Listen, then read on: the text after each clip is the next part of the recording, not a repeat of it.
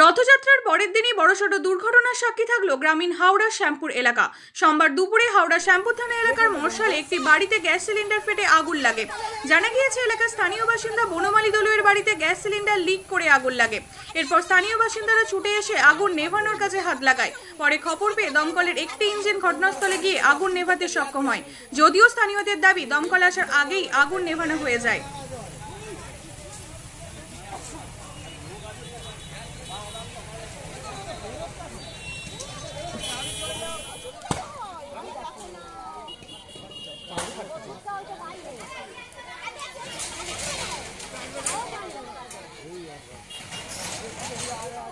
কী হয়েছিল বলতে, দুপুরবেলা ওনারা তো খুব গরিব মানুষ, রান্না বান্না করার সময় হচ্ছে যেভাবেই হোক সিলিন্ডারেতে গ্যাসটা মানে আগুনটা লেগে যায়, লেগে গিয়েই ঘরেতে আগুনটা লাগে আর কি।